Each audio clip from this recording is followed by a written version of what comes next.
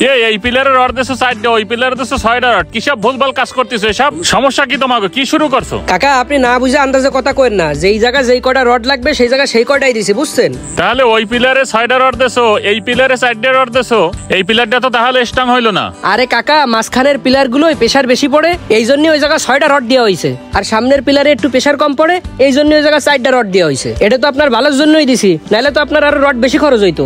Rod বেশি খরচ হোক সেই সব তোমার করতে কইছি কিনা? রড যা লাগবে আমি কিনে দেবো। ঠিক আছে কাকা, যেভাবে ভালো হয় ওইভাবেই করে দেবানি। আর ওই সিমেন্ট শেষ হয়ে গেছে, এখন 20 বস্তা সিমেন্ট আনানো লাগবে। আচ্ছা আমি মঞ্জুর দোকানে টাকা দিয়ে আসবো না, ও সিমেন্ট পাঠাই দেবে।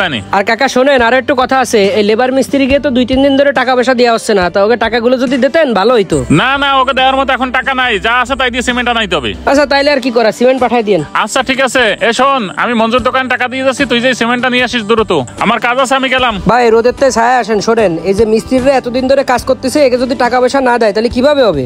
ভাই আমিও তো ওনার কাজ করি, আমার টাকাই তো ঠিক মতন দেয় না। ভাই আপনি ওনার দ্বারা দীর্ঘদিন ধরে কাজ করেন, আপনার হিসাব তো আলাদা। আর আমরা তো ওনার বাড়ির কাজ করতেছি, তাছাড়া এই মিস্ত্রি লেবার গুলোকেও তো টাকা পয়সা দেওয়া লাগে, তাই না? এই যে সিমেন্ট রড যা লাগবে সবকিছুই তো উনি আনাচ্ছে, খালি আমাকে টাকাগুলোই দিতে পারতেছে না। ভাই এগুলো আমারে বললে তো লাভ নাই, আপনি ওনারেই বললেন। আচ্ছা ঠিক আছে, আমি ওনারই বলবানি।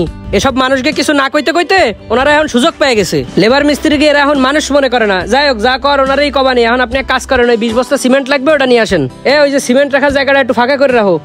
তাড়াতাড়ি চল, আব্বা যদি কাজের সাইডে এসে আমাকে না দে তাহলে কিন্তু তোরা কোথায় গেছিলি? তোকে না কইছি কাজের সাইডে থাকতে? কাকা আমরা তো একটু বাইরে গেছিলাম, এখন এই যে কাজের সাইডেই যাচ্ছি। আরে তোরা বুঝিস না, মিস্ত্রিকে ওই জায়গায় না থাকলে মিস্ত্রিরা কাজে ফাঁকি দেয়, ঠিক মতো কাজবাজ করবে না। আমি তো ব্যবসা বাণিজ্য নিয়ে কাজবাজে ব্যস্ত থাকি, এই জন্য তো কই যে থাকতে বলি। হ কাকা এটা তো আমরা বুঝি, সমস্যা নাই, কাজের ওই জায়গায় আমরা থাকবো অনেক। তুই তো থাকবি, আর ওরেও ধরে রাখবি যেন কাজা খরক লাগা যায়, আড্ডা না দেয়। আচ্ছা ঠিক আছে, ওরা আমি ধরে রাখবো অনেক, সমস্যা নাই। আচ্ছা ঠিক আছে, তোরা কাজের ওই জায়গায় যা, ওই জায়গায় সিমেন্ট লাগবে, আমি মঞ্জুর দোকানে যাই সিমেন্ট পাঠাই দিচ্ছি। কি কইলো শুনলি তো? চল চল তাড়াতাড়ি চল, নাহলে কাকা পত্র রাগ করবে আনে, না গেলে মিস্ত্রিরাও ফাঁকি দেবে আনে।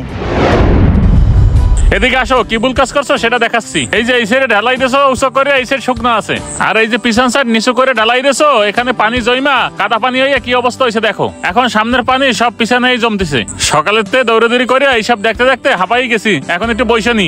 হ্যাঁ, এত দৌড়াদৌড়ি করলে তো আপনার কষ্ট হয়েই যাবে। আর কাজ আমি ঠিকভাবেই করতেছি, আর এই বৃষ্টির পানি তো ঢুকতেই পারে, এর জন্য আবার ভুল ধরতেছেন কেন? শোনো, মানুষ বাড়ির কাজ করে পিছন সাইড একটু উঁচু রাখে, সামনের সাইড নিচু রাখে, যাতে পিছনের পানিটা নামিয়ে যায়। আর তুমি সামনের সাইড উঁচু বানাইছো, এই জন্য তো পিছনে পানি জমে গেছে। এভাবে ভুলভাল কাজ করো কিসের জন্য? কোনো ভুলভাল কাজ করি নাই। সামনে যখন গাঁথনি দিচ্ছিলাম তখন আপনিই তো এসে কইলেন যে সামনের তে 2 ইট উঁচু করে দাও, যাতে বৃষ্টির সময় রাস্তাঘাটে পানি জমলি যেন ঘরের ভিতর পানি না ঢোকে।